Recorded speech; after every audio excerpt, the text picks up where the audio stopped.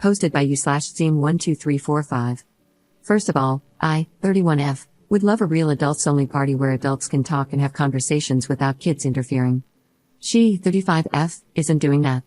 She is having a whole party where everyone focuses on her kids only. I need to know how to address this with her, as this has happened twice so far. The first time, we all pretty much assumed that she must have planned for childcare that backed out or something, but since we weren't sure, we didn't ask her. I think everyone felt awkward, believing they were paying babysitters for an adults-only night and then finding her kids at the dinner table, very actively part of the evening and needing to be entertained. They are 2 young kids. Then it happened again. She sent out invitations for a dinner party in the evening labeled as adults only. However, when we arrived, she had set up all these kids' games everywhere. She arranged the night around everyone playing with her kids, and I could tell everyone felt awkward because people just wanted to have an adult night talking. But she had promised the kids that everyone would participate in the games they had set up, and asked everyone if they wouldn't mind playing with the kids. I know that several people who attended the last event were very bothered by this. People were whispering on the side about how they had to pay a babysitter for the night, and would have preferred to bring their own kids along, so the children could have just played together if it were a family event. We rarely pay for a sitter, so I was confused about why I had to spend my very limited babysitter funds on a night where I didn't even get to talk much with other adults because the kids were definitely the center of the evening. She even stopped everyone to gather around to look at the kids' recent art projects, tell stories, and sing. Is this normal in other circles? What would you do if this were your friend? If I do say something, how would you explain it so that the person isn't mad or doesn't feel like you just don't like their kid? She was upset because everyone left early, and she had catered the event, but I think people didn't want to stay and preferred to just go back to their kids because they felt a little disrespected by the way things went. People are saying they don't want to hang out with her anymore. I don't know what to do. Commenter. That behavior is definitely not normal. What is your friend's personality like? Ops response. I can't fully explain her personality, but I don't think she's actively manipulating anyone, because she's a very kind and considerate person in other ways. It seems like she truly doesn't realize that people are bothered. I don't know if it's because she thinks we all love her kids so much that we want to spend quality time with them without our own kids distracting us. We do love her kids, but I'd prefer to bring my own child so they can all play together. I thought she also loved my child and would want them there to play as well. If that's not the case, then I guess the friendship might be over. Update 4 days later. Hi everyone, I never expected so many people would be interested in this situation, but it helps me feel vindicated that the situation was just as strange as I had perceived it to be. I wanted to wait until the kids were back in school so we could discuss it in person. Luckily, I didn't even have to bring it up because someone else did, and she was eager to tell me that people were upset and that she didn't understand what the problem was with what she did. I was able to get through to her, I'll call her Katie in this post, and also understand her perspective, understand, not agree with, which I'll try to explain here as best as I can. I can't remember every detail of the conversation, but I can paraphrase all the key parts. 1. She had been upset because one of our friends, Molly, was taking care of her toddler while Katie's kid kept trying to show her something. Katie noticed this, and felt bad that her daughter just wanted to share things with people she thinks of as her family/aunts. We're just friends, but the kids call each other aunts, and they refer to each other's kids as cousins.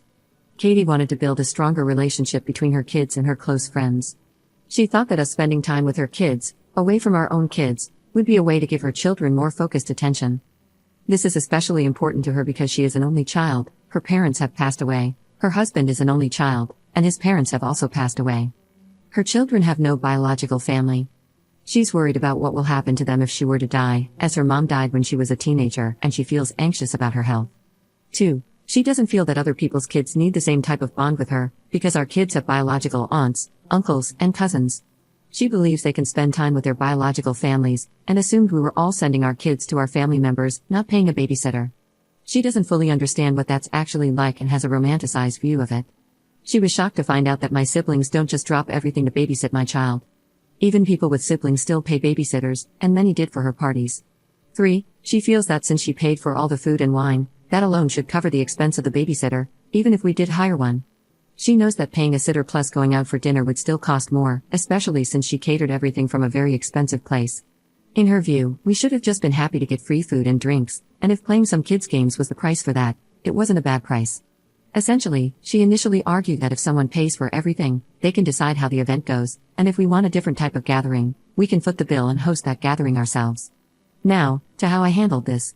That last point eventually shifted to a more understanding perspective, as I explained that even though she is technically right, she cannot maintain strong friendships with that mindset. You can't provide meals for people with strings attached and deception involved, since we didn't know until we arrived, and expect us to love it.